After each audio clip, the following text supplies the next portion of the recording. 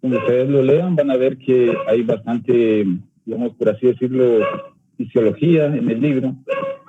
Nosotros pues, nos vamos a enfocar más que todo en las características histológicas, naturalmente. Así que vamos a tratar que la presentación sea precisa, concisa, maciza. Entonces, vamos a empezar diciendo que el sistema digestivo se compone del tubo o tracto digestivo y de sus glándulas digestivas anexas. Si no me equivoco, las glándulas digestivas las vieron en el laboratorio anterior. Entonces, nosotros en el día de hoy nos vamos a centrar más que todo en el tubo o en este tracto digestivo. Entonces, vamos a empezar diciendo un poco lo obvio, que al ser un tubo digestivo, pues naturalmente tiene asociado lo que es una luz, o esta luz, o por así decirlo en términos más coloquiales, un huequito en medio. Entonces, esta luz va a ser de un diámetro muy variable. O sea que puede tener un diámetro mayor o un diámetro menor dependiendo de qué parte del tubo digestivo estamos estudiando. Y tienen la particularidad de que sus características histológicas son uniformes dentro de las distintas secciones. ¿Qué quiere decir? Pues que sí, o sea, histológicamente y funcionalmente también, cada segmento es distinto, pero todos tienen la morfología o la estructura básica que es la que vamos a estudiar. Entonces lo que vamos a hacer es, vamos a visualizar brevemente toda esta morfología y después vamos a ir en cada segmento del tubo digestivo nombrando lo que son sus peculiaridades o características distintivas. Lo siguiente, por favor. Y generalidades del tubo digestivo. Pues bueno, como ya les había dicho, es un tubo, entonces esto entra dentro de la categoría de órganos o vísceras huecas y presenta la misma organización estructural básica en toda su longitud. Y esta organización pues consta de de distintas capas que desde la luz hacia la periferia son en orden la mucosa, la capa que está debajo de la mucosa recibe el muy original nombre de submucosa. Después tenemos la muscular externa y por último la adventicia y serosa. Entonces, cada una de estas capas está compuesta de otras subcapas que lo vamos a ver más a detalle adelante. Entonces, en la siguiente diapositiva podemos ver ya un corte histológico.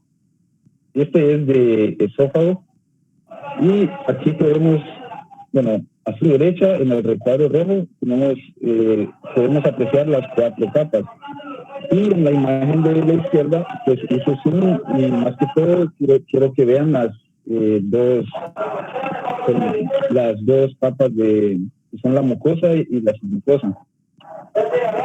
Permítanme.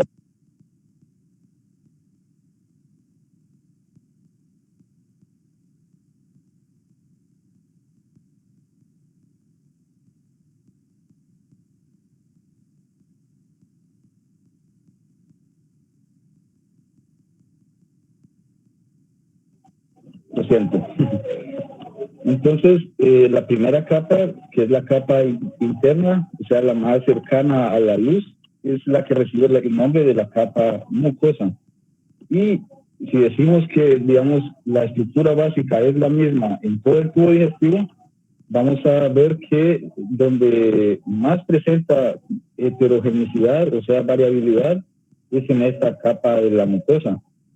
Porque en todo el tracto digestivo tiene un revestimiento epitelial interno que va a variar. Entonces, nosotros solo con identificar el epitelio de esta mucosa, podemos intuir qué segmento del tubo digestivo es.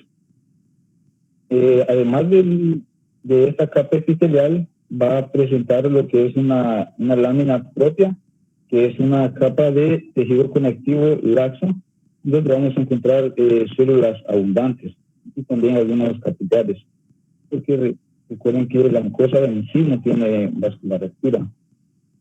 Y por debajo de de esta lámina propia vamos a encontrar una pequeña capa de músculo liso que recibe el nombre de la lámina muscular de la mucosa y es la capa más profunda de la mucosa.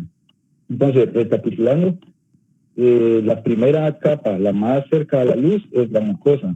Y esta mucosa, a su vez, se va a dividir en un epitelio de revestimiento que va a ser muy variable en cada segmento del tracto digestivo.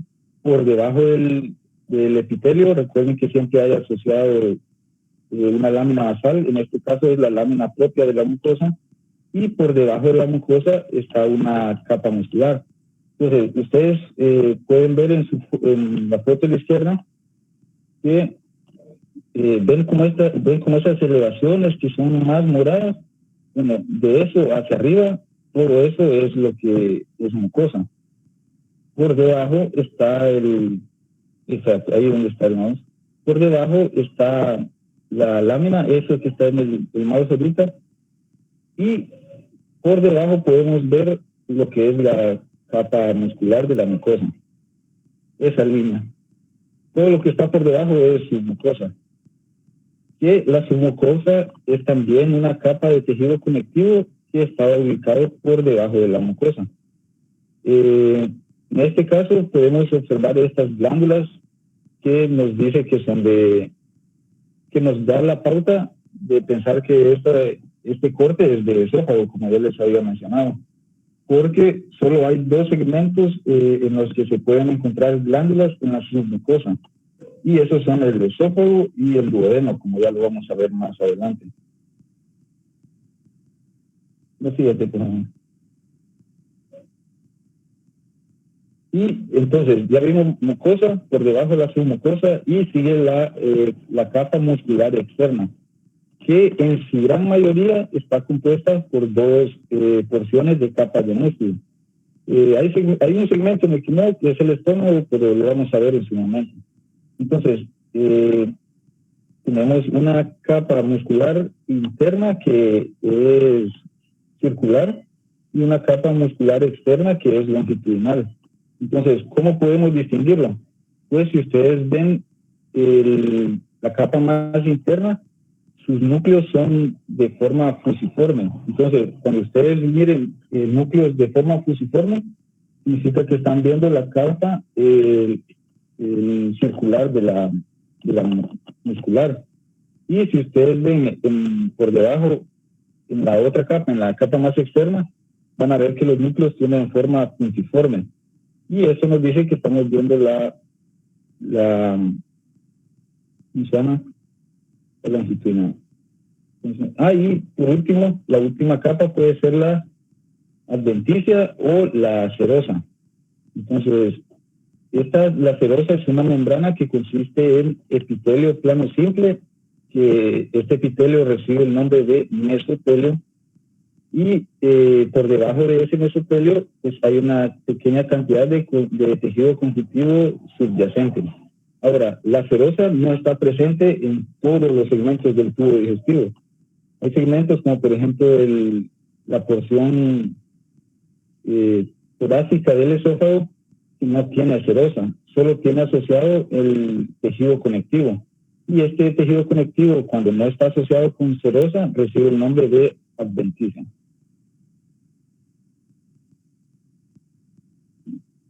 Entonces, vamos a hablar un poco más a fondo de cada uno. Entonces, primero la mucosa, que está compuesta, por, como ya les había mencionado, de un epitelio de revestimiento, una lámina propia, que es tejido conectivo laxo, y también tenemos tejido linfático. Y por debajo la capa muscular de la mucosa. Entonces, ¿por qué varía tanto el epitelio?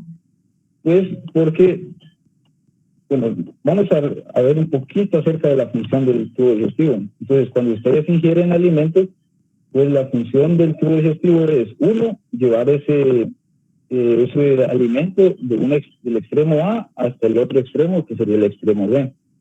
Durante todo ese proceso de llevar el alimento, pues en algunas partes se va a secretar distintas sustancias como agua, electrolitos y algunas enzimas digestivas, con la finalidad de poder escindir estos alimentos y a sus formas que pueden ser absorbibles para nuestro organismo.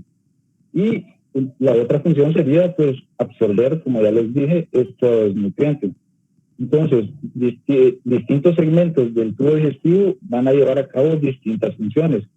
Y dependiendo de estas funciones que deba realizar, pues así será el epitelio que podemos encontrar en ese segmento del tubo digestivo. ¿Qué más? Bueno, la lámina propia contiene glándulas y vasos que transportan sustancias absorbidas y componentes del sistema inmunitario. Es porque ahí podemos encontrar tejido linfático y también los vasos sanguíneos que van a proveer la irrigación de este epitelio. Y la muscular de la mucosa forma el límite entre la mucosa y la submucosa. Entonces, cuando ustedes quieran identificar las distintas capas del tubo digestivo, lo que pueden hacer es ir buscando o inspeccionando desde la luz hacia más periférico, y cuando logren identificar una pequeña capa de tejido muscular liso, pues ese es el horizonte o el límite entre lo que es la mucosa y la submucosa. ¿Y cuál es la función de este músculo de la capa de la mucosa? Pues cuando se contraiga, lo que va a realizar es que lo que va a acontecer, perdón, es que se van a formar algunas crestas y algunos valles, que esto va a facilitar la absorción y la secreción. Y cabe mencionar que la contracción de esta capa de la muscular de la mucosa es totalmente independiente a los movimientos, a las contracciones de las otras capas musculares, cuya finalidad es proveer la peristalsis en el tubo digestivo. Siguiente tema. Bueno, la capacidad de la membrana mucosa de absorber estos componentes degradados del alimento se ve favorecido por distintos rasgos estructurales que aumentan notablemente la superficie luminal. ¿Qué quiere decir esto? Pues que como ocupamos que el trabajo, que esta absorción sea lo más eficiente posible, pues el organismo busca de distintas formas aumentar al máximo posible la superficie total del tubo digestivo. Y esto lo hace a través de distintas características morfológicas de este tejido. Por ejemplo, y lo van a ver más adelante en el duodeno, podemos encontrar algo llamado pliegues circulares, que también son conocidos con el nombre de válvulas de Kerken, que estos son repliegues transversales, o sea, un repliegue de la mucosa que tienen un centro de su mucosa. Y estas se pueden ver hasta a simple vista, o sea, macroscópicamente, y están sobre todo bien desarrolladas en el Y1.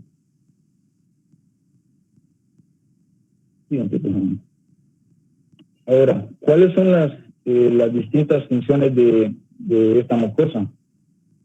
Bueno, primero que nada hay que recordar que, como todos los epitelios, pues sirve como una barrera que separa la luz del tubo digestivo, que esto es equivalente al exterior del resto del organismo, lo separa del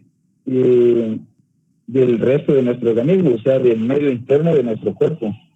¿Por qué? Porque de esta forma se evita que entren organismos patógenos, como bacterias, parásitos, etc. También hay la entrada de antígenos y otras sustancias nocivas. Eso es en cuanto a la función de protección. Por eso también vamos a ver que en estos tejidos hay bastante presencia de lo que es tejido linfático. La otra función que tienen esta capa de la mucosa es la secreción, que se lleva a cabo principalmente por las glándulas que están distribuidas en toda la longitud del tubo digestivo. Y los diversos productos de secreción tienen diferentes funciones, ¿verdad?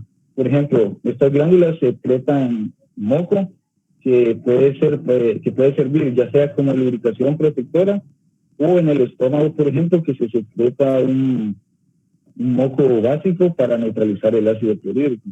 También se secreta lo que es algunas enzimas, como enzimas proteolíticas, por ejemplo, hormonas peptídicas, agua y ácido clorhídrico. Como les había dicho, no voy a entrar mucho en fisiología porque ya se van a dar gusto el siguiente semestre con eso. Y también la función absortiva de la mucosa pues, permite el movimiento de los alimentos que ya han sido digeridos a través de todas estas enzimas y por acción también del ácido clorhídrico, y también la absorción del agua y los electrolitos.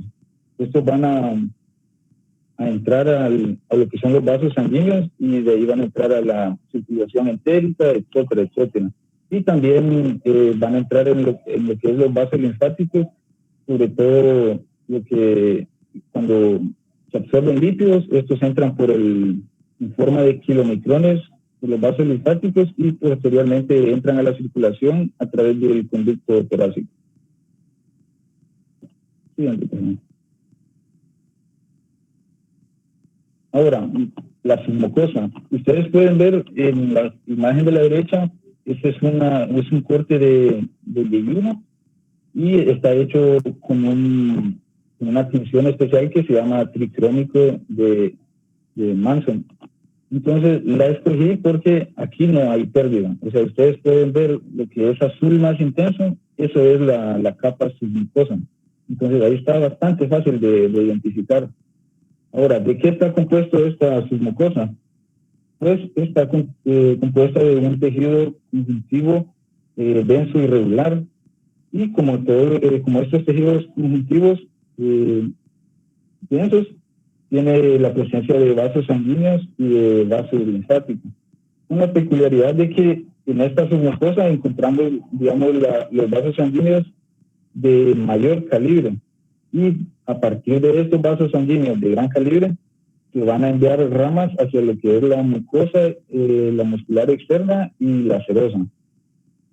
También otra característica importante y que es necesario que se la aprendan porque se pregunta bastante, es que en la submucosa se encuentra el plexo de Meissner, o plexo submucosa, pero es mucho más conocido con el nombre de plexo de Meissner, que aquí encontramos la presencia de somas neuronales, de ganglios parasimpáticos y sus fibras nerviosas postganglionares. Entonces, lo que quiero que sepan es que este plexo submucoso forma lo que es el sistema nervioso entérico y que puede funcionar de forma totalmente independiente a lo que es el sistema nervioso central. ¿Qué más? Sí. Y también glándulas, pero ocasionalmente. Como les había dicho, solo lo encontramos en el esófago y en duodeno. Que no...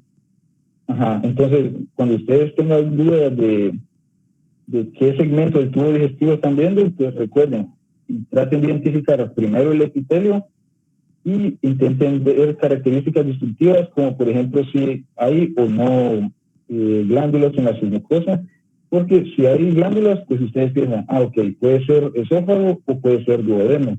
¿Y cómo los diferencio? Pues identificando el epitelio. Y tenemos la tercera capa, que es la capa muscular externa, que esto está compuesta por dos capas concéntricas de músculo liso. Tenemos una capa con orientación circular, que es la más interna, y una capa con orientación longitudinal, que es la más externa. Entonces, entre estas dos capas vamos a encontrar lo que es el plexo mientérico, o también conocido con el nombre de plexo de Auerbach. Entonces, apréndanse eso de los dos plexos y dónde se encuentran, porque se pregunta bastante y es de esas cosas que siempre más arriba preguntan los doctores y muchas veces uno se olvida porque, bueno, todas estas cosas se olvidan, pero sí traten de aprenderse. Entonces, aquí podemos ver en la imagen de la derecha ya más esquemático de las distintas capas. Entonces, cuando ustedes estudian, pues repasan ese esquema.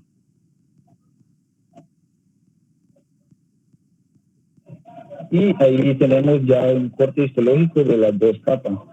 Podemos ver que en este caso tiene un grosor bastante importante. Y tenemos la capa muscular interna con la orientación circular. Y miren, observen ahí la forma de los núcleos, que tiene una forma más fusiforme en comparación con la capa muscular más externa, que tiene orientación longitudinal. Permítanme.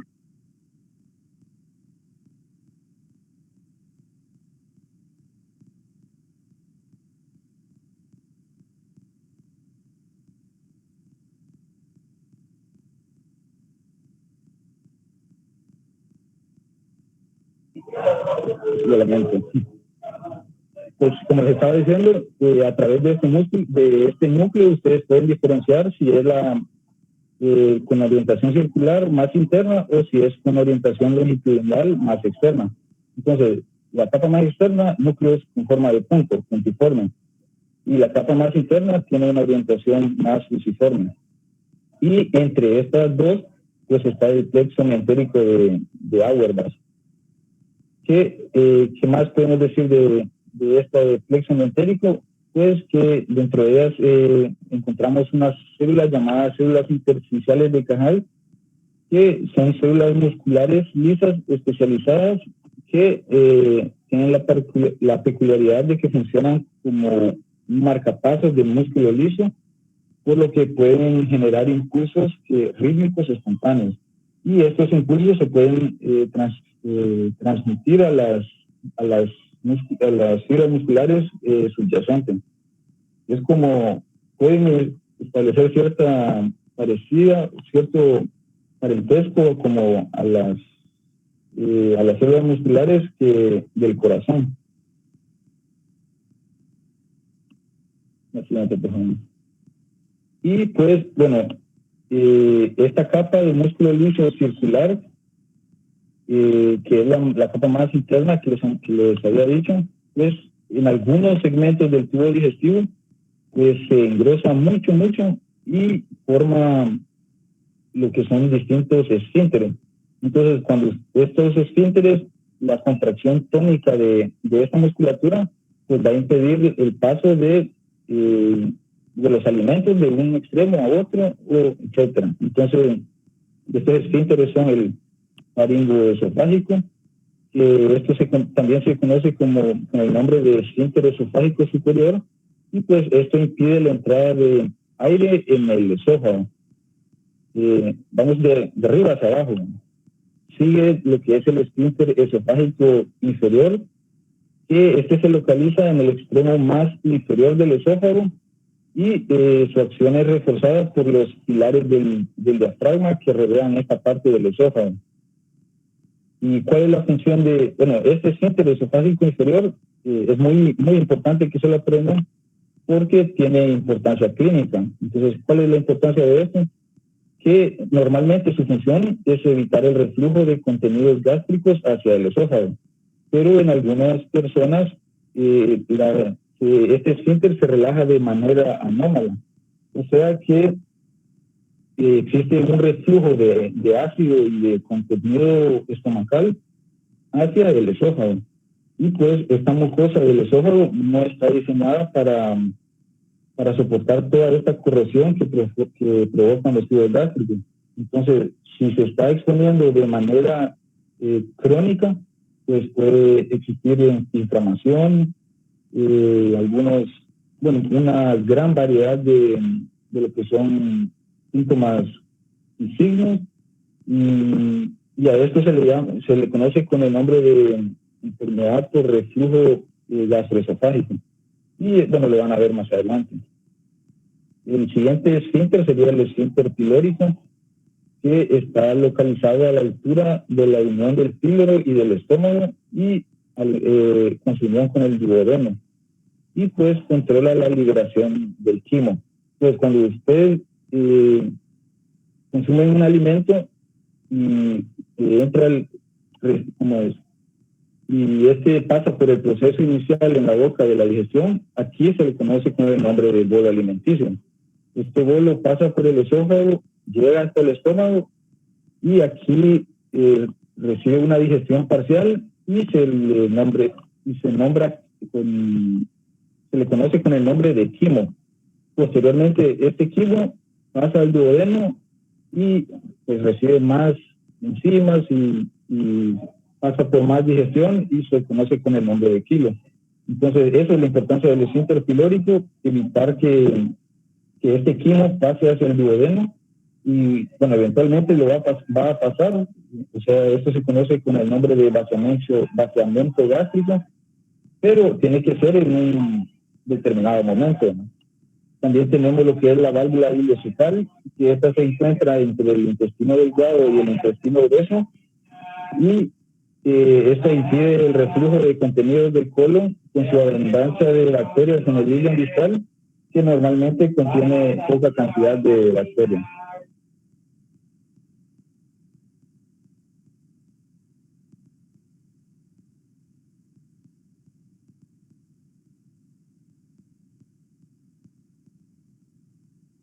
Y por último, la última capa, la más periférica, si tomamos en cuenta desde luz hasta periferia, sería la serosa y adventicia.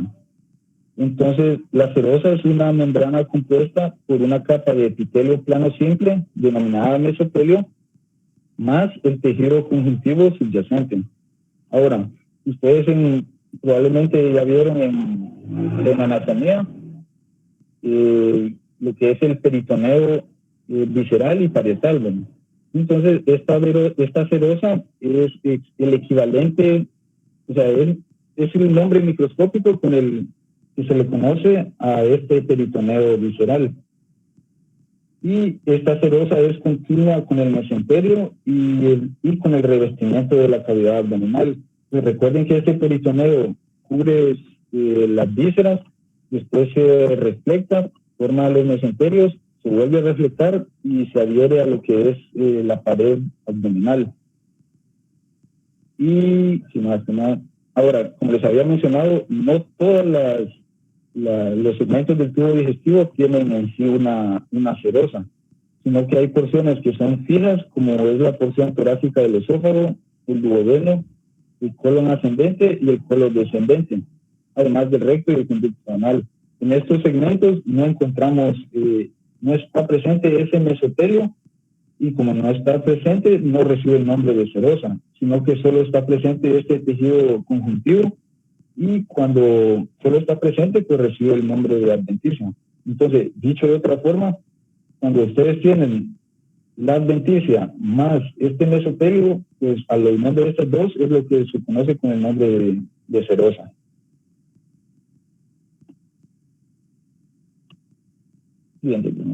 Y aquí podemos ver a su izquierda, es un corte de esófago, entonces pueden ver todo esto, ese grosor que está por debajo de ese espacio blanco, pues ese es el tejido conjuntivo, la adventicia. Y no hay una presencia de serosa, de mesotelio, por lo tanto no es una serosa. Pero a sus derechas ya pueden observar que todo este rosadito, que es más pálido que el rosado que vemos en la esquina, pues todo eso sería tejido conjuntivo. Y esta delgada línea un poquito más rosada que el resto que ven en la periferia izquierda, pues ese es el mesotelio, está señalado ahí con la flecha, y juntos forman lo que es la serosa. Entonces, esas son lo que, digamos, en general, las características que comparte todo el tubo digestivo. Ahora, los distintos segmentos tienen algunas características que lo distinguen de los demás, y los vamos a ir viendo uno por uno. Entonces, ahora vamos a hablar acerca del esófago. Fíjate, por favor. Entonces, pues el esófago es un tubo muscular fijo que conduce alimentos y líquidos desde la faringe hacia el estómago. Entonces, atraviesa lo que es el cuello del mediastino, se encuentra muy importante posterior a la tráquea, y está fijado a las estructuras por medio del tejido conjuntivo, por medio de estas adventicias que les había hablado. y la longitud total de este esófago es alrededor de unos 25 centímetros. Y en los cortes transversales podemos ver que su luz está parcialmente colapsada, como ven en este corte, y da un aspecto como plegado en toda esta mucosa. Pero normalmente cuando el bolo alimenticio va desde la faringe al esófago y está transitando este esófago, pues la luz de este se expande y esto es fisiológico, o sea que no lesiona la mucosa. Entonces, siguiente, por favor.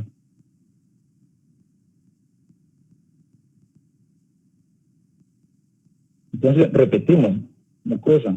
Ahora, ¿qué epitelio tiene el esófago?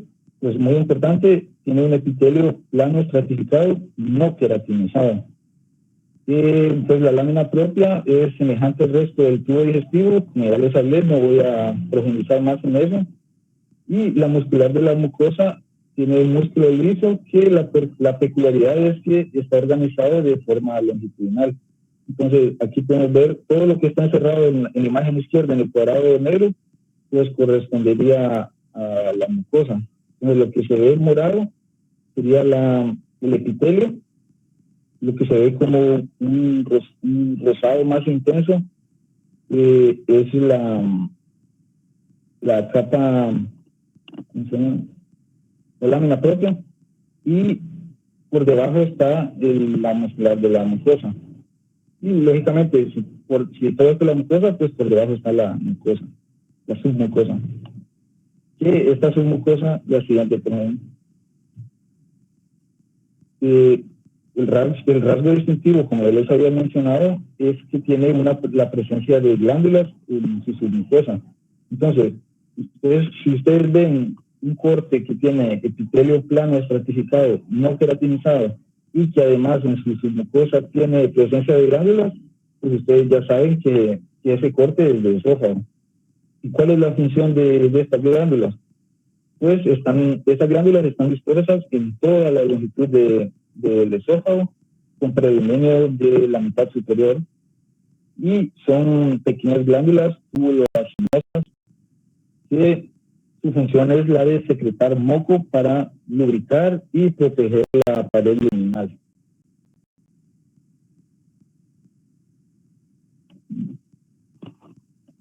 Y pues la muscular externa, si nosotros dividimos el esófago en tres segmentos, tenemos que el tercio superior es músculo estriado, músculo esquelético. El tercio inferior es músculo liso. Y en el tercio de medio, pues encontramos un poco de ambos. Existe mezcla de fascículos de músculo liso y de músculo estriado. Y este músculo de la pared esofágica está inervado por el sistema nervioso autónomo y por el sistema nervioso somático. La musculatura estriada del tercio superior pues está inervado por el nervio vago y el resto está inervado por el nervio vago también.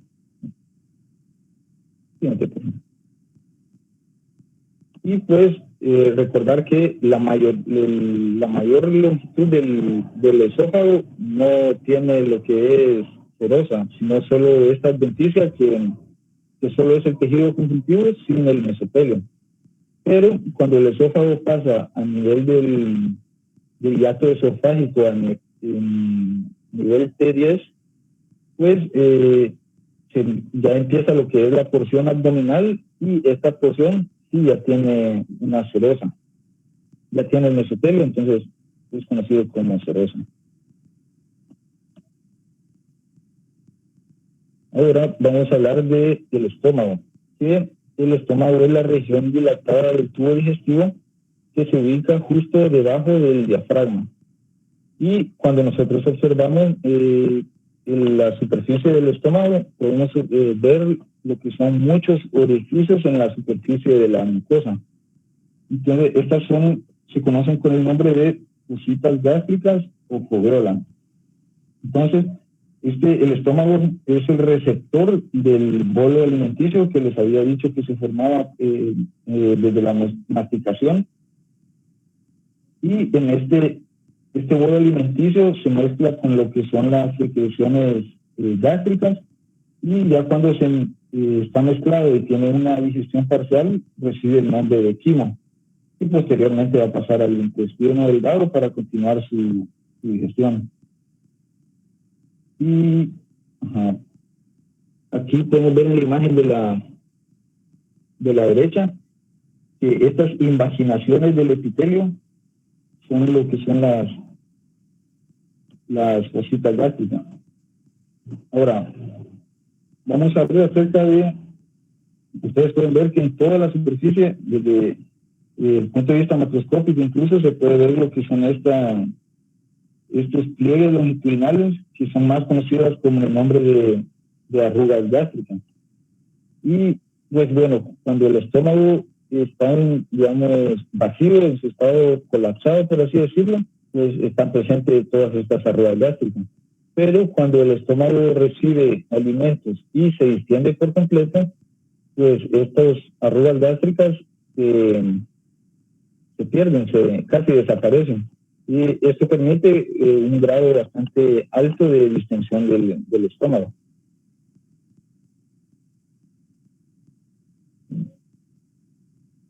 Bien, pues,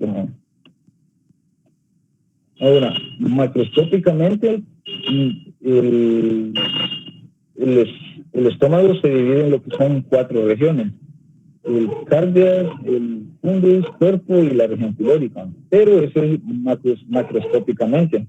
Nosotros vamos a utilizar la otra división, que es la división microscópica, que es la que ustedes pueden ver en esta imagen, que divide el estómago en 3 regiones: la región cardial, la región pilórica y la región fúndica. Y pues muy fácil, lo que distingue estas regiones es la presencia de glándulas específicas, y cada glándula recibe el nombre de la región en donde se encuentra. Siguiente. Ahora, la mucosa tiene un epitelio que es cilíndrico simple, mucosecretor. Entonces, en este caso, cuando hablemos del estómago, y si nosotros nos referimos a lo que son células cilíndricas, pues esto es sinónimo de células mucosas superficiales. Y cada célula posee gránulos de mucina. Y muy importante es que, bueno, este epitelio es más que todo secretor. No tiene una función absortiva muy importante, para decir verdad. Pero sí hay ciertas sustancias que se pueden absorber, como químicos liposolubles, algunos fármacos y el alcohol. El alcohol se absorbe bastante en lo que es el estómago. Pero de ahí en adelante normalmente no tiene mucha función absortiva.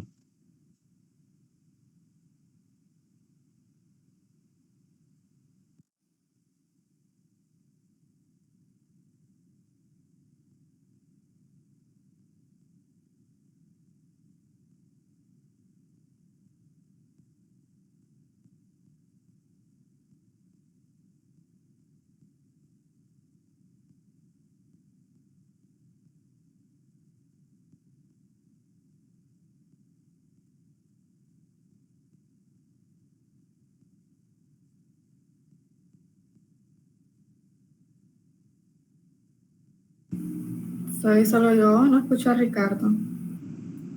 No se escucha. Ricardo, no sé si nos estás escuchando, la verdad. Lo voy a escribir.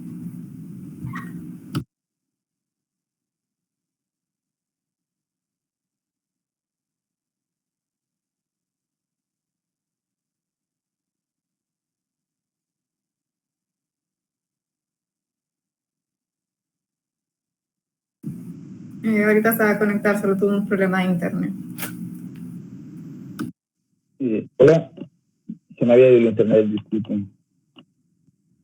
Sí, está bien. Bueno, entonces vamos a hablar acerca de las distintas glándulas, y primero la principal, o digamos la más abundante que ustedes van a hallar,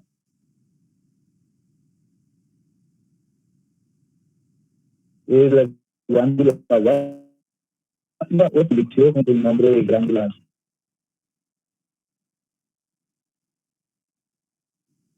O sea, la región pilórica. Y pues, recordemos que esta es el de la mucosa. Formas son las foveolas. Bueno, estas glándulas gástricas están inmediatamente de estas foveolas. Y son unas glándulas pubescentes. En la imagen, esta esquemática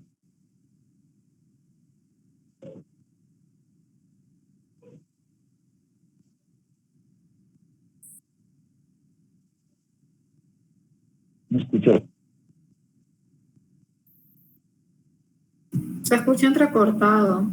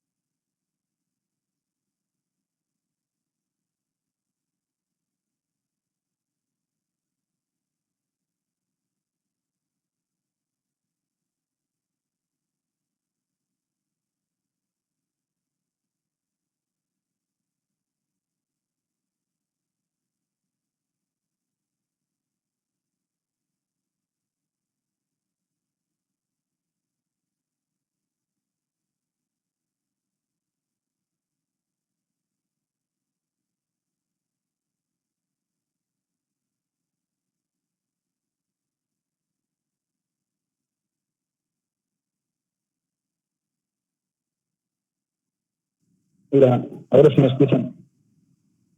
Sí, ahora se escucha bien. Ok. Bueno, voy a tratar de hacerlo rápido, ya casi voy a terminar. No sé si los chavos entendieron bien la parte anterior, las glándulas gástricas. Eso no, fíjate, estaba entrecortado. De la glándula. Ajá, entonces, para que si lo puedes repetir, Ricardo. Pues bueno, las glándulas gástricas, o también conocidas con el nombre de glándulas púnicas, pues son las glándulas más abundantes de la mucosa gástrica. Están casi toda la mucosa, excepto en las regiones que son relativamente pequeñas, que es la región cardial y la región pilórica, como les mencioné anteriormente. Y pues estas son glándulas tubulares simples y producen lo que es el jugo gástrico del estómago. Puedes poner la siguiente. Aquí podemos ver esquemáticamente lo que es la glándula. Ustedes ven, la parte de arriba es el epitelio de la mucosa que se invagina y forma lo que es la foveola.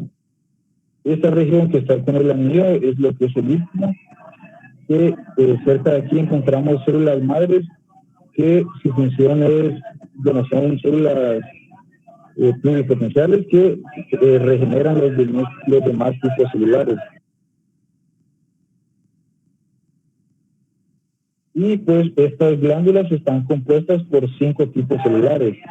Están las células mucosas del cuello, que estas fabrican mucina. Están las células principales que fabrican pectinógeno y las células parietales que producen ácido clorhídrico y factor intrínseco. Entonces, estas células parietales bueno, todas es importante que sepan su función, pero es bastante importante que sepan esto de las células parietales porque este factor intrínseco es necesario para la absorción de la vitamina B12, que es una coenzima en diversas reacciones enzimáticas que no voy a entrar en mucho detalle, pero para no hacerles muy largo el cuento, cuando estas células parietales son destruidas generalmente lo más común es por efecto autoinmune, pues ya no existe la producción de este factor intrínseco ni del ácido clorhídrico. Entonces existe una acloridria en el estómago y no hay absorción de B12. Y esto puede llevar a una anemia que recibe el nombre de anemia perniciosa, que es un subtipo de otra anemia, que es la anemia melanoblástica, que son anemias con glóbulos rojos muy grandes, más grandes de lo normal, y que por este gran tamaño pues tienen dificultades para pasar por los capilares y etcétera. Y también tenemos otro tipo celular, las células enteroendocrinas, que su función es producir distintas hormonas, y las células madres que regeneran los demás tipos celulares. Ahora, el otro tipo de glándulas son las glándulas cardiales, que se encuentran en la región del cardio. Son células que están compuestas por células que producen moco principalmente. A veces también se pueden encontrar células heteroendócrinas entremezcladas, pero es más raro. Y son glándulas tubulares ramificadas. Y el otro tipo de glándula es la glándula pilórica, que se ubica en el antro pilórico. Son glándulas tubulares enrolladas y ramificadas y están compuestas por células mucosas y enteroendocrinas. Y ya para terminar de hablar de estómago, pues en la submucosa lo mismo, no hay mucha variación. Hay un tejido conectivo denso no regular, vasos sanguíneos y nervios, y el plexo submucoso de Meissner. Y aquí es donde podemos hallar cierta variación, que normalmente en todo el tubo digestivo la muscular externa está compuesta por 2 capas, pero en este caso tenemos una capa oblicua interna, además de la capa circular media y la capa oblicua externa. Ahora, estas 3 divisiones son más que todo, por así decirlo, teóricas, porque ya a la hora de la verdad todas estas fibras musculares tienen cierta disposición aleatoria, por así decirlo.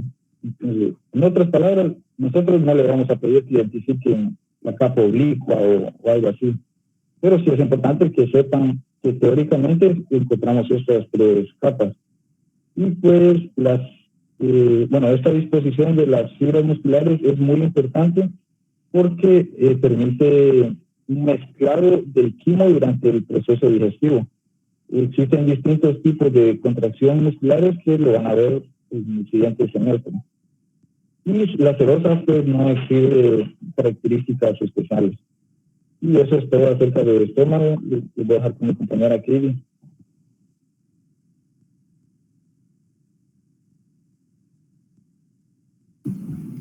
Bueno, entonces, buenos días, chavos. Mi nombre es Katie Meléndez y yo les voy a seguir hablando del resto de lo que es el tracto gastrointestinal. Entonces, primeramente, vamos a empezar hablando acerca de lo que es la unión gastroduodenal, que es donde se une lo que es el estómago pilórico, que es la última parte del estómago, y que se une con la primera porción del intestino delgado, que es el duodeno. Y pues esta unión se representa más que todo, no sé si pueden observar aquí en medio, pueden ver cómo se engrosa esta capa de músculo, la vamos a ver bien en las próximas imágenes, que es cuando la capa circular de la muscular externa forma el esfínter pilórico, y este va a regular lo que es el pasaje del quimo desde el estómago hacia el intestino. Y una característica especial es que la secreción de la mucosa de las glándulas pilóricas va a contribuir a neutralizar el quimo a medida que éste ingresa al intestino. Entonces, aquí en esto podemos observar ya más detalladamente ese engrosamiento de la capa circular de la muscular externa. Y digamos, tal vez aquí no lo notan bien, pero sí se pueden ver, si se fijan, a la izquierda tenemos lo que es estómago pilórico, y a la derecha, toda esta parte de aquí abajo, es ya la parte que es duodeno. Se pueden ver cómo ya va teniendo ciertas características distintas. Si ustedes ven aquí como que todo más liso, Y aquí podemos ir viendo esas curvaturas de las que nos hablaba Ricardo al inicio. Entonces vamos a notar aquí cómo las glándulas se notan, las fosas gástricas se empiezan a ver alargadas, mientras aquí empezamos a ver los pliegues circulares. Bueno, y en sí les voy a hablar de lo que es ya intestino delgado, que nosotros sabemos de que es el principal sitio de digestión de los alimentos y donde se da la mayor absorción de los productos de la digestión, de que es el segmento más largo de lo que es todo el tracto digestivo, que mide aproximadamente unos 6 metros, un poco más de los 6 metros de largo. Y pues además de las funciones de digestión de alimentos y la absorción de productos de digestión, que son como que su función que más se conoce, este también tiene funciones inmunitarias y secretoras. Pues en la superficie de la mucosa intestinal, esta se encuentra bastante entre la presencia de lo que son microorganismos, ya sean bacterias, parásitos y también de todas las toxinas que nosotros ingerimos en los alimentos. Entonces, y si se llega a afectar la barrera epitelial, pues nosotros podemos contraer infecciones o algún tipo de enfermedad. Entonces, aquí es donde el intestino delgado entra en acción con su función inmunitaria. Y más que todo lo que hace, una de sus funciones muy particulares es la secreción de lo que son las inmunoglobulinas. Inmunoglobulina A, M, la E, pero sobre todo se caracteriza por la secreción de la inmunoglobulina A. Es la principal molécula inmunitaria de la mucosa. Permítanme un momento.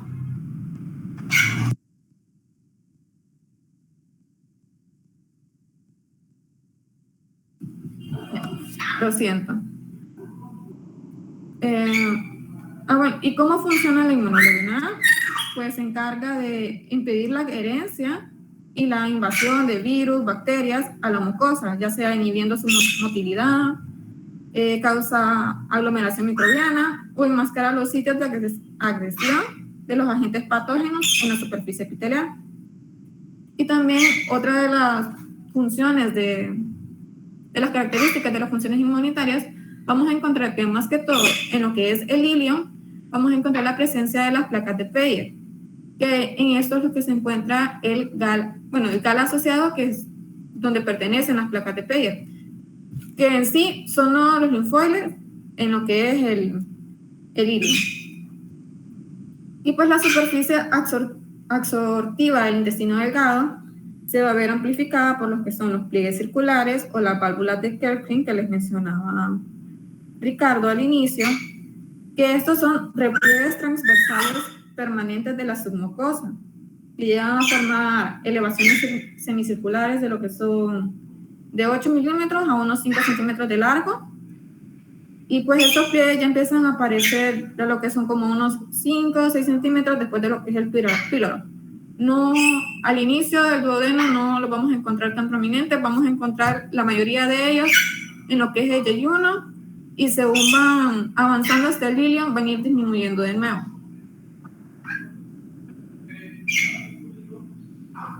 Y pues estos ayudan a disminuir lo que es la velocidad del movimiento del quimo a todo lo largo del tubo digestivo. También tenemos las vellosidades, que estas son proyecciones o evaginaciones de la mucosa. Tienen un centro de tejido conjuntivo laxo que está cubierto por el epitelio cilíndrico simple. Y pues el centro o el núcleo de lo que son estas vellosidades son una extensión de la lámina propia. Y va a contener abundantes células linfoides, como eosinófilos, linfocitos, macrófagos. También va a contener fibroblastos, plasmocitos. Y también va a llegar a contener lo que es un vaso aquilífero, que en sí es un conducto linfático de terminación ciega. Y estas ayudan a incrementar la superficie del intestino en un factor de 10 veces. Las microvellosidades, que se encuentran en lo que son las células absortivas, o como son llamados comúnmente enterocitos. Estas son como que las principales tipos de modificaciones para la amplificación de la superficie luminal. Llegan a aumentar la superficie hasta un factor de 20. Y pues como se encuentran en los enterocitos, forman como una superficie que ellos tienen, que se le llama comúnmente borde en cepillo o se le conoce como borde estriado. Entonces, si en algún momento ustedes escuchan borde en cepillo o borde estriado, lo tienen que relacionar con intestino delgado y específicamente con los enterocitos. Y tenemos las criptas de Lieberkühn, que son glándulas tubulares simples en lo que es la lámina propia. Pueden ser simples o pueden ser ramificadas, y estas se extienden desde la muscular de la mucosa a través del espesor de la lámina propia y van a desembocar en lo que es la superficie luminal del intestino a la altura de la base de las vellosidades. Están cubiertas por lo que son epitelio cilíndrico simple, y la lámina propia rodea las glándulas y se encuentran plasmocitos, linfocitos, mastocitos, macrófagos y eosinófilos. Y también en la lámina propia es donde se va a encontrar el GAL, que como les mencionaba al inicio, tal vez es en el ilion donde se va a encontrar prominentemente. En el duodeno y en el yeyuno no es muy común o no logra observarse. Bueno, y pues algo que creo que ya todos conocemos muy bien es que el intestino delgado se divide en 3 porciones anatómicas. Y pues, ¿y por qué si es uno solo se va a dividir en 3? Y pues sus características histológicas requieren que se dividan en 3, porque bien lo dijo Ricardo, de que tal vez a todo lo largo del tracto digestivo presentan las mismas capas, presentan casi la misma histología, pero hay como que algunas características esenciales, algo distintivo que nos hace tener que dividirlo en ciertas porciones. Entonces tenemos el duodeno, que es la primera porción, solo tiene es la porción más corta, solo son algunos 25 centímetros de longitud, y esta comienza a la altura de lo que es el píloro del estómago y termina en el ángulo duoyeyunal. Está el yeyuno, que ya es la segunda porción, tiene aproximadamente 2.5 metros de longitud, representa las 2/5 partes de lo que es el intestino delgado, y esta va cambiando sus características morfológicas hasta convertirse en lo que es el ilion. Y pues el ilion, que es la continuación del yeyuno, es la parte más larga, constituye las 3/5 partes distales del intestino y termina en la válvula ileocecal, donde se da la unión del ilion distal y lo que es el sebo. Si ustedes pueden observar, digamos, tal vez entre lo que es el duodeno y el yeyuno no hay como que mucha diferencia, solo que se van a poder ver que los pliegues circulares son un poco más largos. Después les voy a enseñar las imágenes más de cerca. Pero sí podemos ver cómo va cambiando con la última imagen, que ya es el ilion, cómo ya no se extienden tanto esos pliegues circulares, cómo van disminuyendo. Bueno, tiene 4 capas intestinales, son las mismas capas que ya se describieron anteriormente: mucosa, submucosa, la muscular propia, con una capa circular interna y una longitudinal externa, y la serosa, que no se va a encontrar en todos los segmentos. Y pues se van a encontrar diferencias histológicas que ayudan a la identificación de cada segmento. Se lo voy a describir como que un poco general y solo vamos a hacer hincapié en lo que son ya después las diferencias, porque si no lo voy a aburrir hablando de lo mismo en cada segmento. Entonces está la mucosa intestinal, que tiene 3 capas, que son el epitelio cilíndrico simple, la lámina propia y la muscular de la mucosa. Esas siempre van a estar ahí.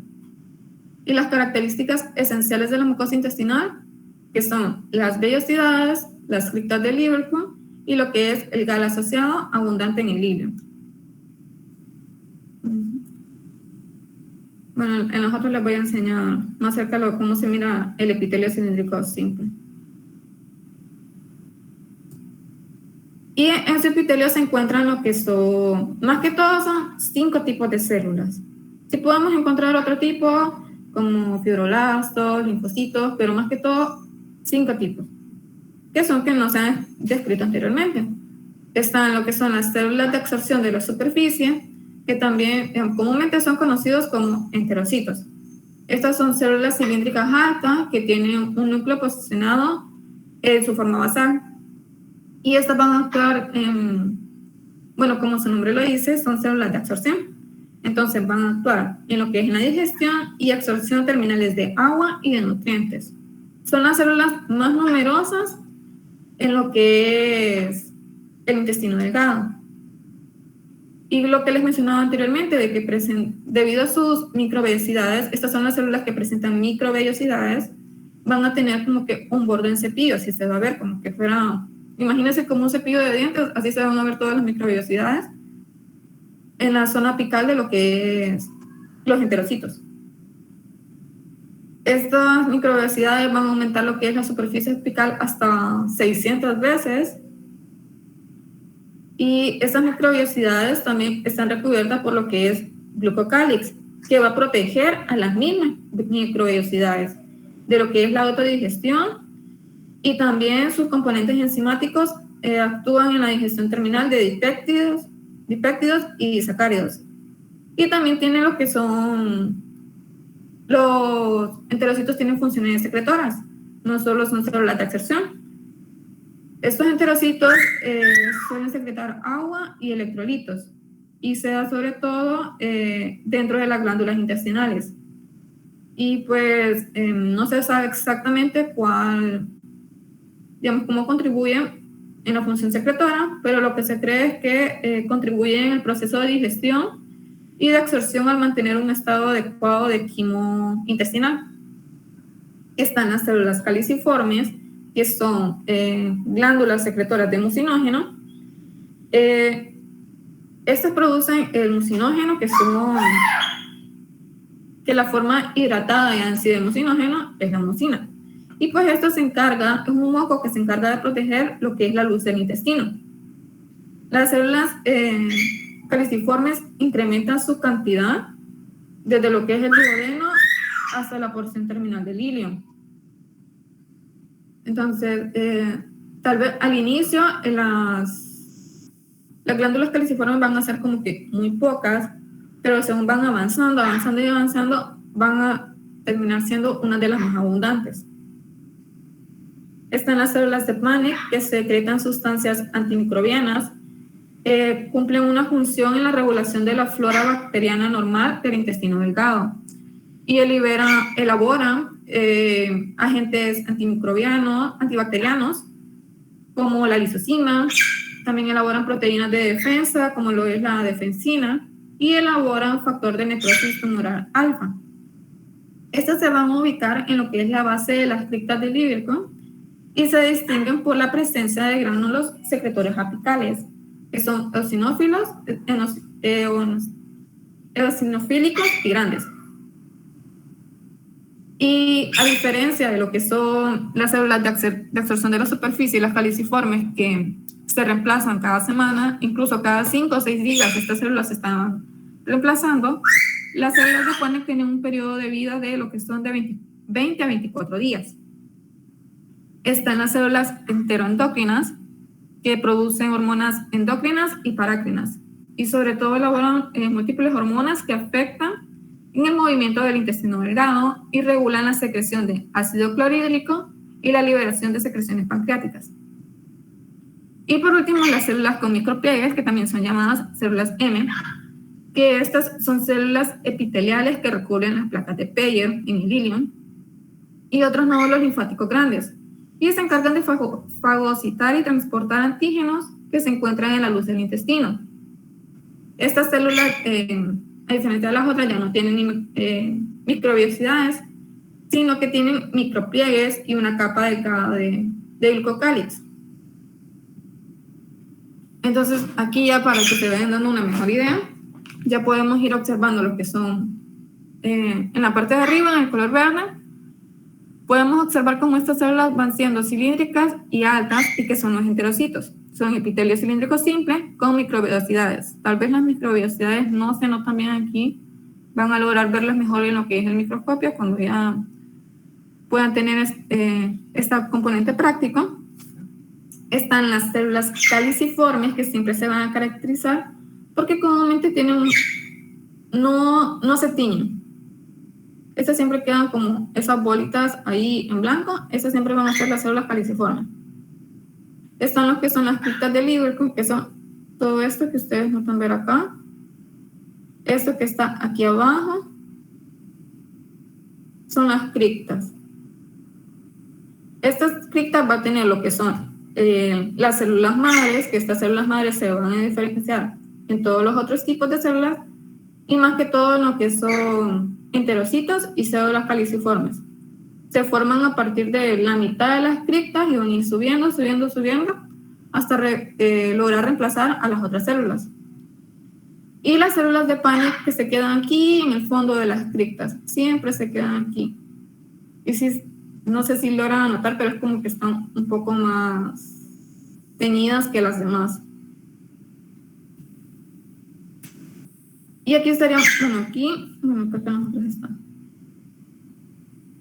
Bueno, aquí podemos ver la mucosa intestinal, tanto del duodeno y del yeyuno, son iguales. O sea, esa no tiene ninguna clase de diferencia.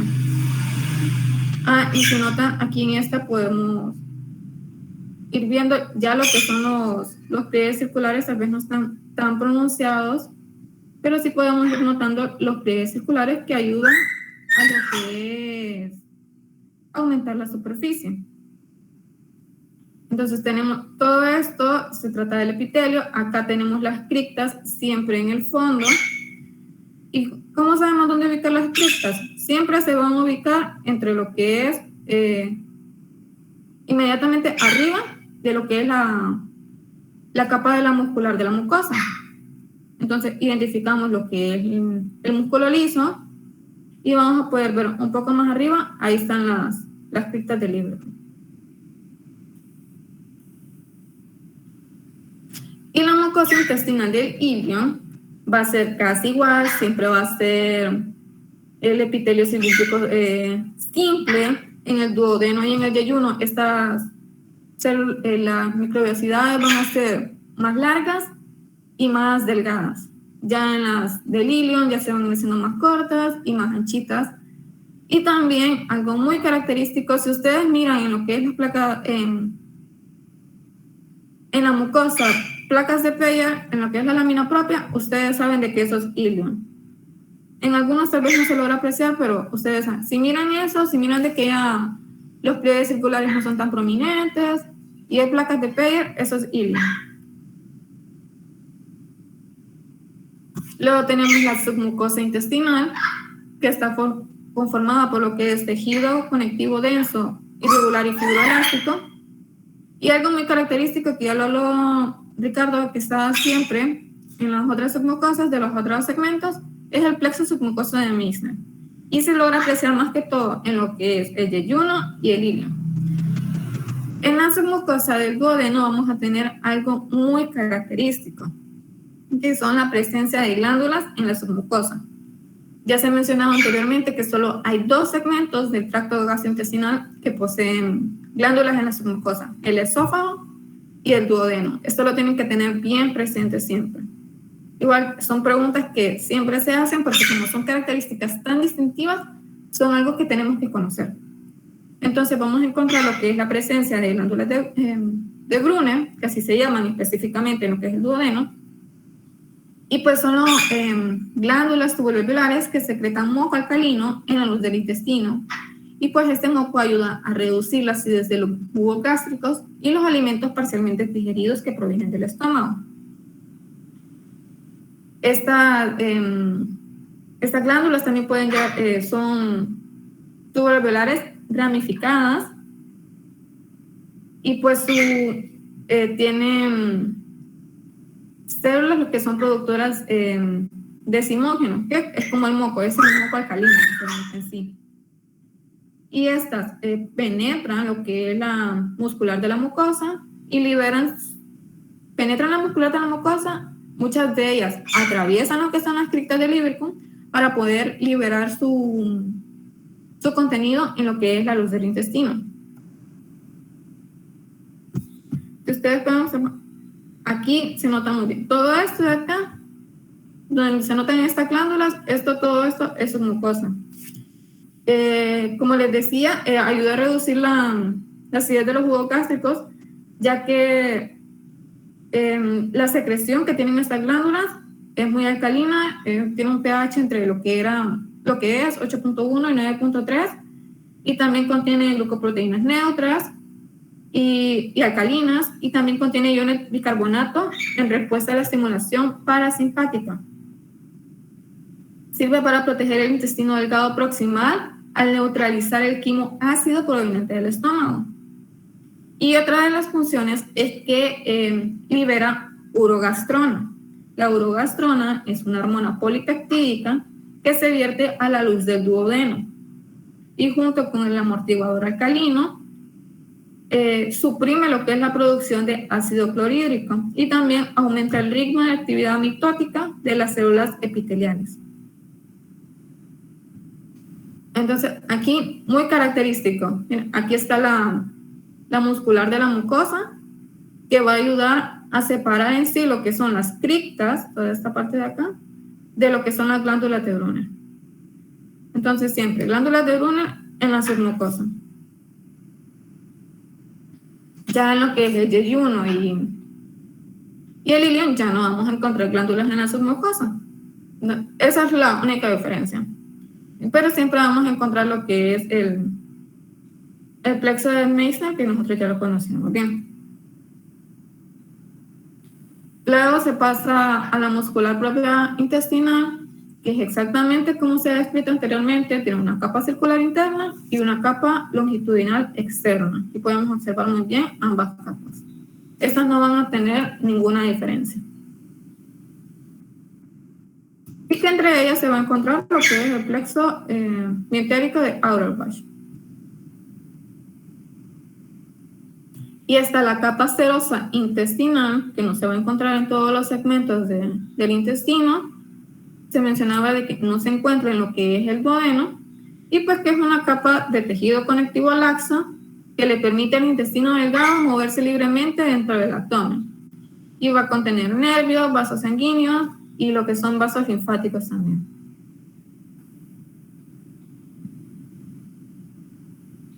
Bueno, aquí se logra diferenciar todas las capas. Vamos a tener arriba, vamos a notar los pliegues circulares de lo que es de la mucosa. Si nosotros miramos esto, ¿cómo lo diferenciamos de un corte de esófago? Porque ya vimos que tenemos glándulas en la submucosa, pero podemos ver perfectamente cómo cambia el tipo de epitelio. En el esófago teníamos epitelio húmedo, y aquí ya tenemos epitelio cilíndrico simple, y tenemos esos pliegues circulares muy característicos que no se ven en el esófago. Tenemos lo que es la muscular de la mucosa, submucosa, y luego aquí tenemos, por último, lo que es la muscular externa, una capa circular y una capa longitudinal. Y el ilion va la misma para el ilion. Una mucosa con epitelio cilíndrico simple, con característica distintiva de que posee los nódulos linfáticos llamados placas de Peyer en lo que es la lámina propia, una delgada capa de la muscular de la mucosa para separarla de la submucosa, una submucosa completamente normal, y tenemos las dos capas de la muscular externa, una circular interna y acá abajo una longitudinal externa. No sé si tienen alguna pregunta del intestino delgado.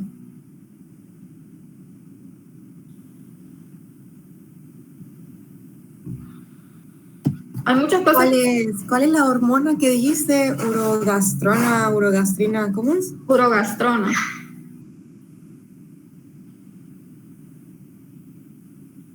Ok, gracias. Bueno, hay muchas cosas del intestino delgado que no se mencionaron, pero porque digamos, en el libro habla bastante de lo que es fisiología. Y como decía Ricardo, pues nosotros nos vamos a centrar más que todo en hablarles acerca de lo que es solo histología. Bueno, en el intestino grueso, que sabemos de que ya es la continuación de lo que sería el intestino delgado, pues tiene ya otras funciones principales que se encuentran en la reabsorción de agua y electrolitos y en la eliminación de alimentos no digeridos. Aquí ya empieza a aumentar el número de células caliciformes por el hecho de que se necesita una mayor secreción de moco para que pueda ser más fácil lo que es la eliminación de los materiales de desechos sólidos. Y pues conocemos que se divide en 4 porciones, que son el ciego con su apéndice vermiforme, que son prácticamente la primera parte del intestino grueso. Está el colon, que el colon se divide en ascendente, transverso, descendente y sigmoide, el recto y el conducto anal. En el intestino grueso ya vamos a encontrar características que se pueden observar a simple vista, características macroscópicas distintivas que provienen de lo que son las características histológicas. Entonces, vamos a tener las tenias del colon, que son como esta línea que va aquí específicamente, que son tres bandas equidistantes, que son estrechas y gruesas y que están formadas por lo que es la capa longitudinal externa de lo que es la muscular externa. Y pues se van a notar muy bien en lo que es el colon, por eso se llaman tenias del colon. Ya en lo que es el recto, el conducto anal y el apéndice, nosotros no vamos a encontrar las tenias. Tenemos las austras colónicas, que son saculaciones visibles entre las tenias del colon en la superficie externa del ciego y del colon. Aquí se puede ver todas estas saculaciones que se ven aquí, vendrían siendo las austras. Y los apéndices omentales, que son pequeñas proyecciones adiposas de la serosa que se observan en la capa externa del colon. Todas estas, las porciones amarillitas, las vamos a decir así, que son secreciones adiposas. Esas representan los apéndices omentales.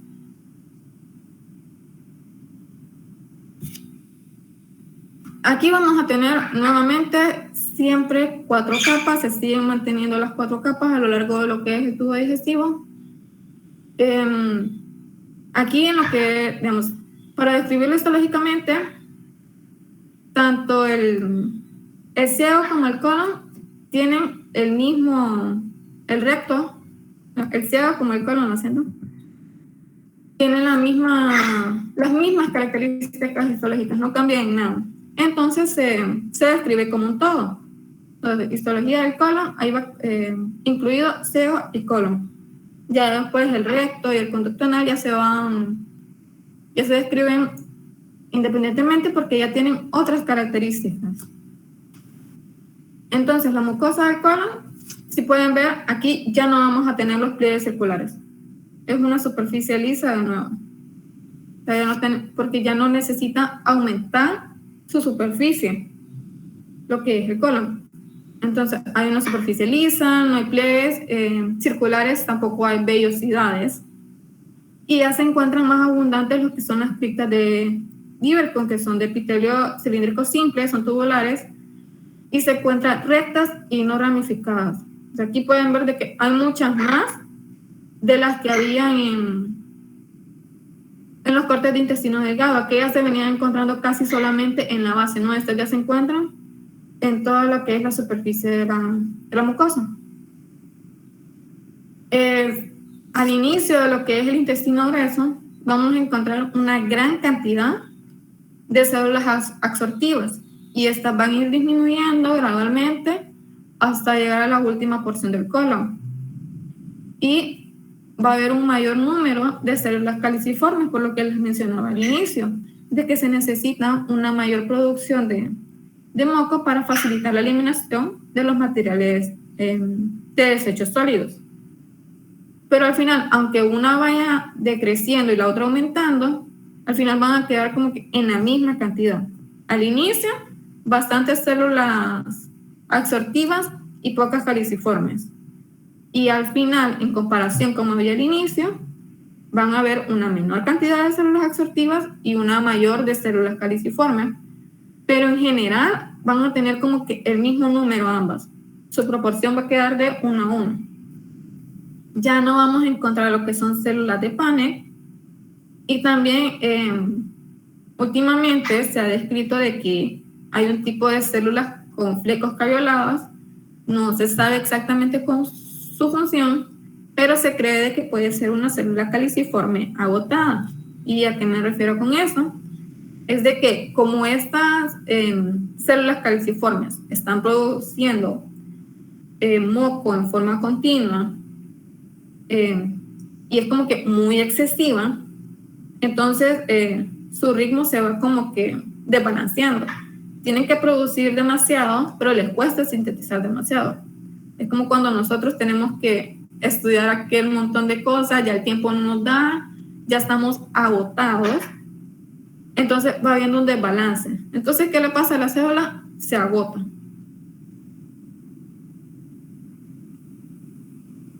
Bueno, aquí podemos observar el colon, van a seguir siendo epitelio cilíndrico simple, van a seguir presentando microvellosidades, lo que no van a presentar son vellosidades, y vamos a ir observando las abundantes criptas de líbrico que siguen apareciendo. Y aquí abajito podemos seguir observando lo que es la muscular de la mucosa, eso se va manteniendo siempre.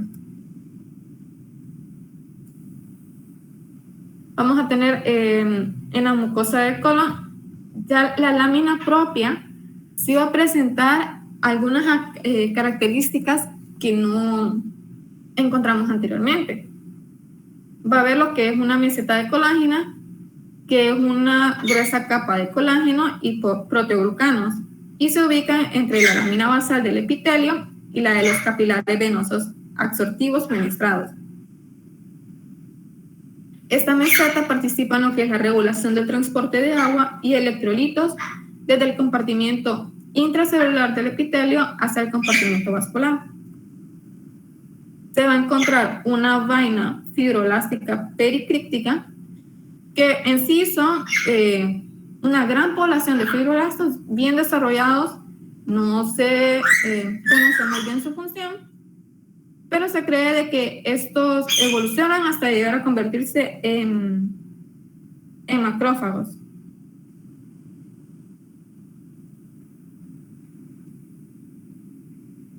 Tenemos lo que, bueno, ¿se acuerdan, verdad? En el inicio del intestino delgado no teníamos duodeno y ayuno, no teníamos lo que eran nódulos linfáticos desarrollados, incluso no se llegan a observar. Ya en el ilion sí, podemos encontrar nódulos linfáticos, esas placas de Peyer ya son algo más notorias. Y en el intestino grueso viene a ser aún más notorio, están más desarrollados todo ese tejido linfoide. Y también se ha encontrado la presencia de lo que son vasos linfáticos. Esto no es algo que sea característico de la lámina propia, pero en el intestino grueso sí es como que se han encontrado lo que son vasos linfáticos, pero, o sea, vasos linfáticos muy pequeños, que van a empezar a drenar la red linfática de la muscular de la mucosa, pero su función va a ser como que muy mínima. Y después los plexos linfáticos de la submucosa y la muscular externa sí van a tener ese trabajo abundante para el drenaje de la linfa. Y vamos a tener la muscular externa siempre las dos mismas disposiciones, circular interna, longitudinal externa. Pero ¿qué pasa ya cuando estamos en la muscular externa del colon? ¿Por qué se forman esas austras? ¿Por qué se forman astenias? Bueno, y lo que pasa es de que la longitudinal externa, de la capa externa de músculo, se va a condensar bastante. Entonces, ahí se van a ir formando lo que son 3 bandas longitudinales prominentes, que nosotros conocemos como las tenias del colon. Y pues, esas tenias del colon, los que les mencionaba, de que van a ir como que penetrándose los haces musculares de la circular interna, y van a hacer que estas mantengan un tono constante, las van a contraer y van a hacer que mantengan un tono constante, y es donde van a formar lo que son las austras colónicas. En sí, la muscular externa del colon va a producir 2 tipos principales de movimientos que ya se han visto anteriormente, que son los de segmentación o mezclado y las peristálticas. Las de segmentación son locales y no propulsan el contenido intestinal, así como lo hacen en el intestino delgado, que lo que logran es mezclar los jugos gástricos con el quimo. Y los movimientos de peristalsis van a causar el movimiento masivo distal del contenido colónico. Y pues esto no se da cada rato, sino de que suele que suceder 1 o 2 veces al día. Es cuando esos movimientos que impulsan el material sólido para que se pueda ser defecado.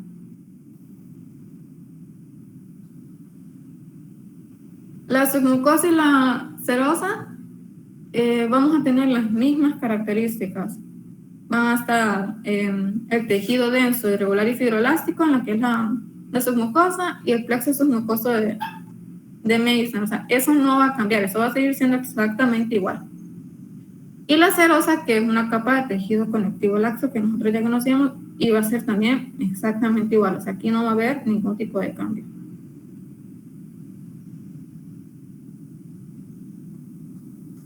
Entonces, aquí lo podemos observar de manera más completa.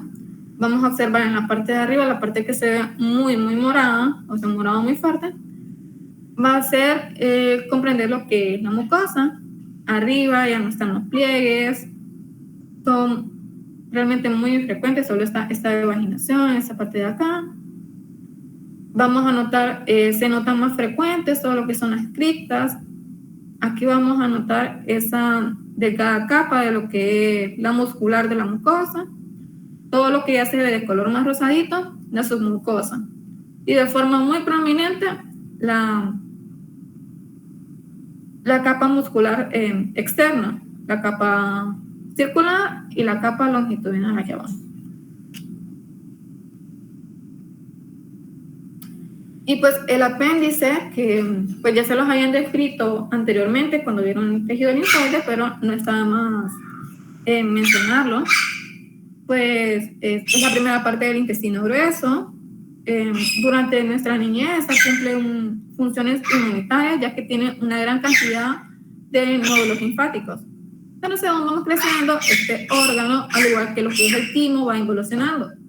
Todo ese tejido linfoide va desapareciendo y en unos casos desaparece por completo, en otros casos no, y en muchos casos es reemplazado por lo que es tejido fibroso cicatrizado. ¿Cuál llega a ser el problema muchas veces acá?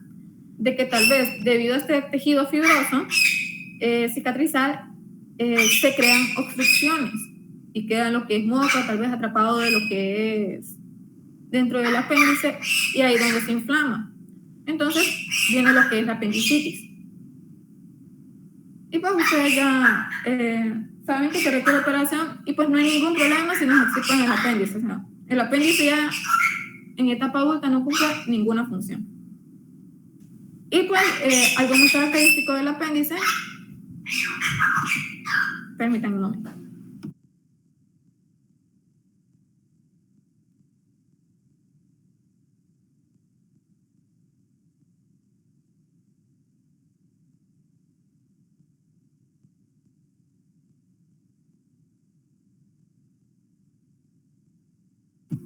Ay, disculpen. Bueno, algo muy característico del apéndice es la presencia de nódulos linfáticos en la submucosa. En los otros segmentos del intestino grueso, bueno, y sobre todo también en lo que es el ilio, los nódulos linfáticos se encuentran en la lámina propia de la mucosa. En el apéndice se encuentran en la submucosa. O sea, se llegan a extender hasta traspasar lo que es la muscular de la mucosa y llegar hasta la submucosa. Aquí se puede observar bien cómo se notan las grandes cantidades de lo que son los nódulos linfáticos. Y pues por último está lo que es el recto y el conducto anal, que ya en eso ya no vamos a encontrar, ya la capa externa, la muscular externa ya se va a encontrar nuevamente, ya no se va a encontrar condensada, ya no va a formar lo que son tenis ni austras, Y pues en el recto, lo que lo diferencia del intestino grueso son la presencia de los pliegues rectales y transversos. Y a las criptas de Lieberkühn ya se van encontrando un poco más abajo, casi llegando a lo que es la submucosa, y ya se van a encontrar en menor cantidad. Y el conducto anal, que ya es la parte más distal, la parte final de lo que es el tubo digestivo, va a tener dos características principales, que son las columnas anales, que también se conocen como columnas rectales de Morgagni, y los senos anales. Entonces, este es un corte de recto, pero ustedes saben de que el recto junto con el conducto anal están prácticamente unidos. Entonces, ya la porción más distal de lo que es el recto, ya en la unión del recto con el conducto anal, ya se pueden observar lo que son las columnas anales. Entonces, estas partes de aquí, estas evaginaciones que se pueden ver de la submucosa, son las columnas anales. En esta podemos observar 4. El recto va a seguir manteniendo este epitelio cilíndrico simple, mientras que en lo que es el conducto anal ya van a empezar a ver algunas diferencias en lo que es el epitelio. Entonces, en el conducto anal, aunque sí es un solo conducto, se va a dividir en 3 zonas, porque va cambiando su epitelio de revestimiento en todas esas zonas. Está la zona colorectal, la zona de transición anal y la zona escamosa. Cada uno va a representar un tercio. La zona colorectal, que representa el tercio proximal, es la que está unida con lo que es el recto. Vamos a encontrar simplemente la presencia de epitelio cilíndrico simple. En la zona de transición anal, ya vamos a encontrar que está en el tercio medio. Se va a encontrar la presencia de epitelio cilíndrico simple, epitelio cilíndrico estratificado. También se va a encontrar epitelio cúbico, que es como que en lo que va su transición, para al final terminar en epitelio plano estratificado. Al inicio de esa transición se va convirtiendo en epitelio plano estratificado húmedo. Y después, según va avanzando, ese epitelio se va queratinizando hasta llegar a lo que es al ano. Y en la zona escamosa, que es el tercio distal, se encuentra lo que es ya simplemente plano estratificado. Que es lo que les decía, comienza como epitelio húmedo, pero después se va queratinizando. Y también aquí es común ya encontrar lo que son glándulas sebáceas, folículos pilosos, y pues su muscular externa se va a seguir componiendo de una muscular interna y una longitudinal externa, pero específicamente van a llegar hasta lo que es la zona de transición anal. Ya después vamos a tener lo que es músculo esquelético, que es el músculo de la pelvis. Entonces, en la submucosa tendríamos tejido conjuntivo fibroelástico, que va a contener los plexos hemorroidal interno y el hemorroidal externo. El hemorroidal externo se va a encontrar en la unión del conducto anal ya con lo que es el ano. En la muscular externa, esa es característicamente la muscular interna se va a empezar a engrosar. ¿Se acuerdan cómo se engrosaba en el estómago pylórico para formar el esfínter pylórico? Solo que aquí ya no va a formar un esfínter pylórico porque no estamos en el píloro, sino que va a formar el músculo esfínter anal interno. Y la longitudinal lo que va a hacer es que lo va a envolver. Va a ser una vaina fibroelástica que va a envolver ese esfínter anal interno. Entonces, ¿cómo se forma el esfínter anal externo? Este se va a formar con lo que son los músculos esqueléticos del piso de la pelvis. Y que estos van a rodear a la vaina fibroelástica, y que esa vaina fibroelástica está rodeando lo que es el músculo esfínter anal interno.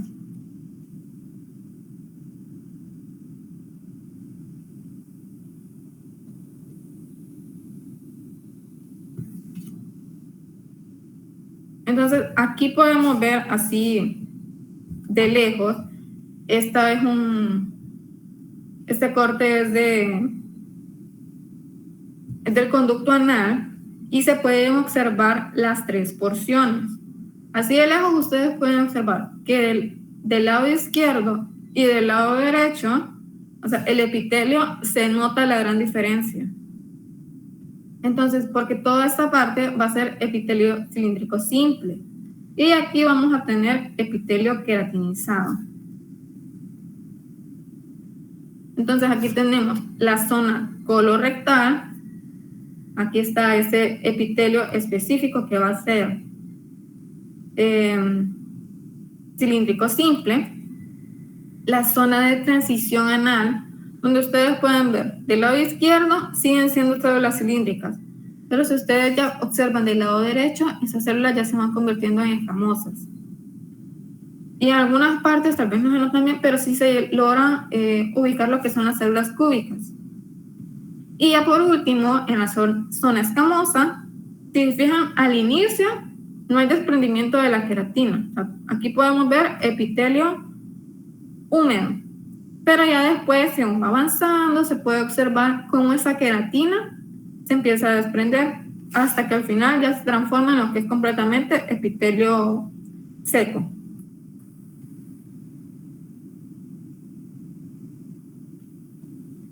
Aquí podemos observar lo que ya son glándulas anales que se van a extender desde la submucosa e incluso van a llegar a atravesar lo que es la muscular externa.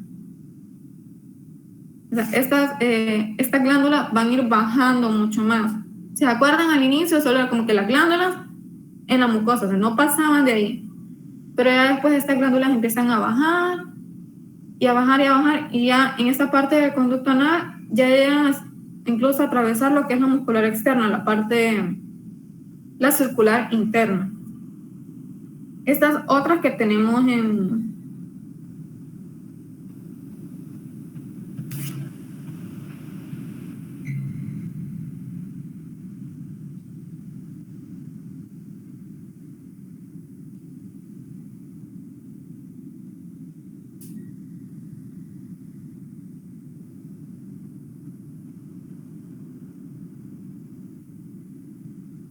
lo siento, creo que algo se atrasó.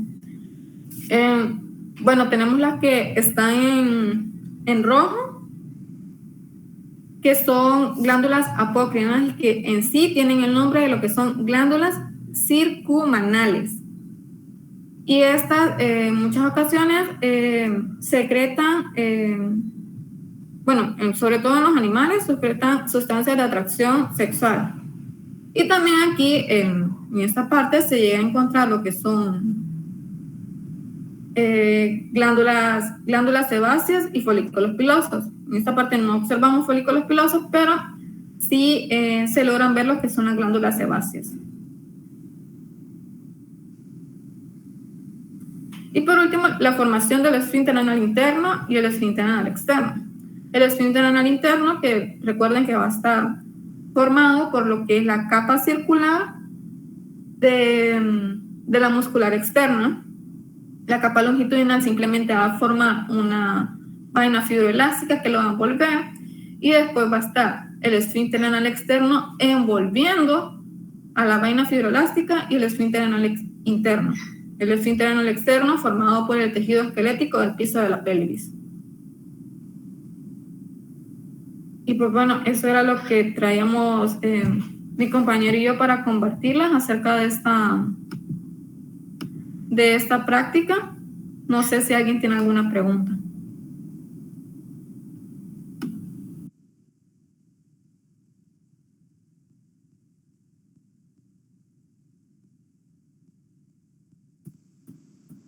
Bueno, yo sé que algunas de las características tal vez no las pudieron notar bien, porque recuerden que las imágenes ya se van perdiendo bastante, pero pues esperamos de que el próximo sábado ya haya energía en la universidad y poderles mostrar las placas de aparato digestivo entre lo que se pueda, al menos las más representativas, para que ustedes ya puedan observar mayormente, o sea, logrando ver con ese mayor aumento cada una de las características principales de cada segmento de lo que es el aparato digestivo.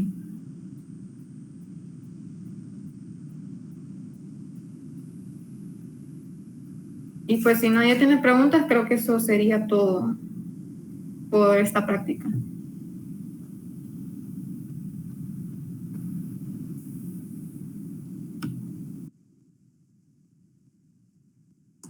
Gracias. Gracias, Katie.